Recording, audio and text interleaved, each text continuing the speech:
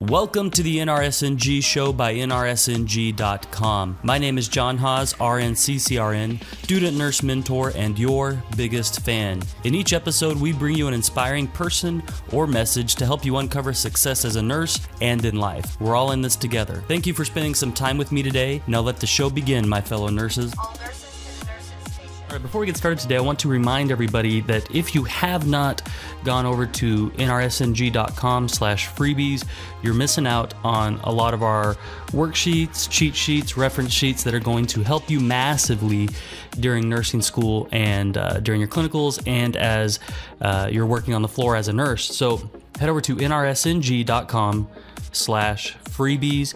Go ahead and sign up there, and every Friday we will email you a free worksheet, cheat sheet, however you want to call it, that's going to help you in your nursing school journey. nrsng.com/freebies.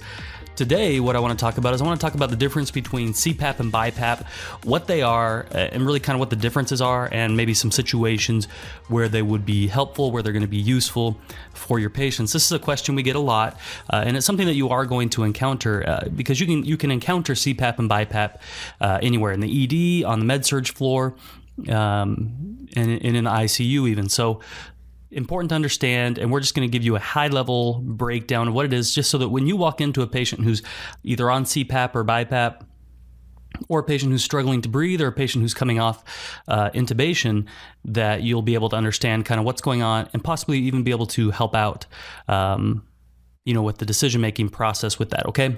So let's talk really quickly, CPAP, BiPAP. I know you've heard of it because CPAP is often used for patients with sleep apnea. So maybe you have a CPAP or BiPAP at home, or maybe you have family members who do, or a dad, who snores or has sleep apnea and is now on CPAP. So let's talk really quickly about what it is. To understand what's going on here, we need to understand that CPAP and BiPAP are both non-invasive methods of ventilation assistance or respiratory assistance, okay? So what does non-invasive mean? That means we don't need a tube, we don't need to intubate in order to provide this. But it is a step up from a face mask or a Venturi mask or nasal cannula, okay? So it's a step up from just oxygen in the nose, but it's definitely a step down from mechanical ventilation, okay? It's kind of our next step, okay? So what is the difference then between CPAP and BiPAP? Well, what CPAP stands for is continuous positive airway pressure ventilation, where BiPAP stands for bi-level, non-invasive, positive airway pressure, okay? So just those two names kind of give you a basic overview of what it is. CPAP, continuous positive airway pressure. What that means is we have this tight face mask on our patient or a tight nose pillow, and what we're doing is we're providing one airway pressure to that patient continuously. Okay, so we're just delivering 10 centimeters of water of airway pressure, 5 centimeters of water, whatever it is, without stopping. It's just continuously giving that during inspiration and expiration. Okay, where with bi-level positive airway pressure, we have two pressures. Okay, we have an inspiratory pressure and an expiratory pressure. Okay, so that's the basic overview. Now let's talk a little bit more about CPAP. What CPAP is really good for is it's generally used for oxygenation problems, for hypoxemia. Okay, so low oxygen in the blood. And so what we can do is we can pump them with oxygen with our CPAP. Okay, so we're supplying them with O2 through one continuous pressure setting. Okay, so our CPAP would just be a CPAP of 10, where they're going to be getting this continuous pressure, whether they're breathing in or they're breathing out. Okay, so what it really does is it helps improve O2, which is going to hopefully decrease the work of breathing. Okay, so we're just going to kind of pump their lungs with this continuous level of pressure. Now, what that's going to do is that can increase our intrathoracic pressure, right? As we pump them with this pressure setting, with this oxygenation, with this level, it's going to increase intrathoracic pressure. And that's going to decrease our preload, right? That's going to decrease the ability of our ventricles to stretch. A couple weeks ago, we did a podcast about preload and afterload. So to help this kind of make sense, you might go back and listen to that one. But what this is going to do is it's going to, as we fill their lungs, right, that's going to exert a pressure, that intrathoracic pressure is going to exert a pressure back on the heart. That's called transmural pressure, but it's going to exert that pressure on the heart, and it's going to decrease its ability to preload, right? So what that's going to do is going to decrease cardiac workload. And to an extent, that can help with CHF because the heart won't have to work as hard, okay?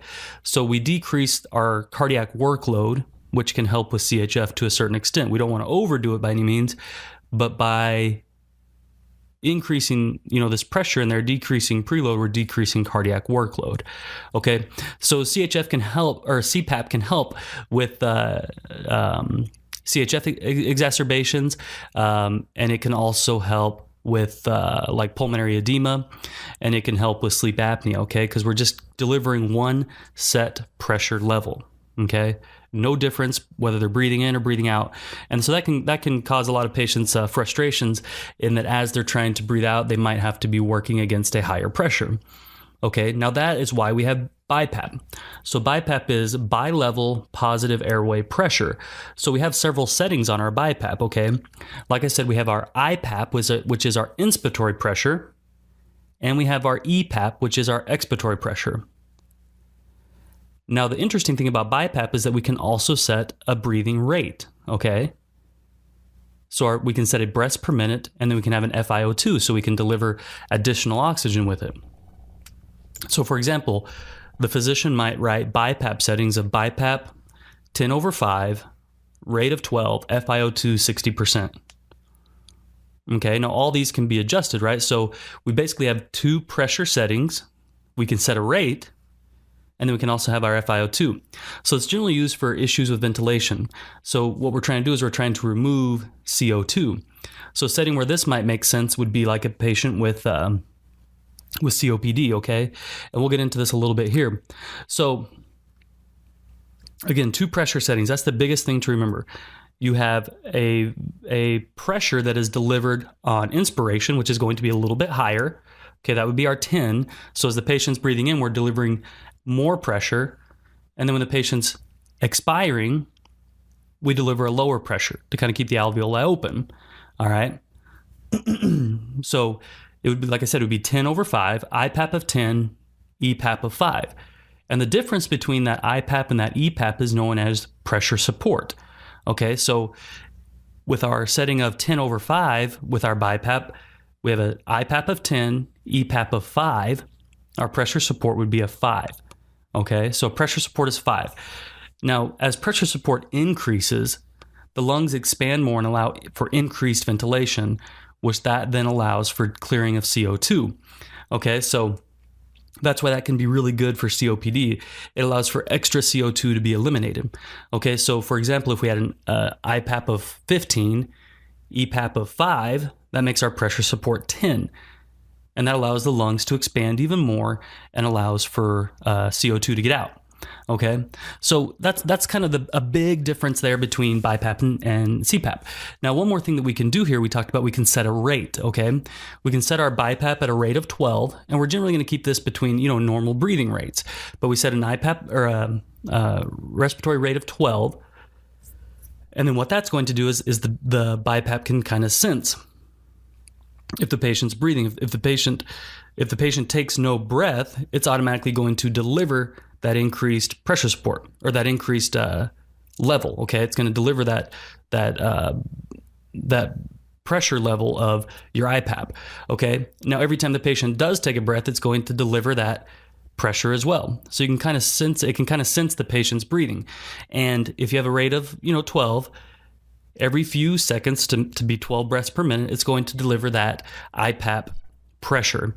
If the patient does take a breath on their own, it's going to deliver that IPAP pressure as well. Okay, so every time a breath is taken, it's delivering that IPAP pressure. Now, this is good for a patient who might not be as awake and things, where they might be a little bit a slower respiratory rate, where you can set a timed rate for breathing.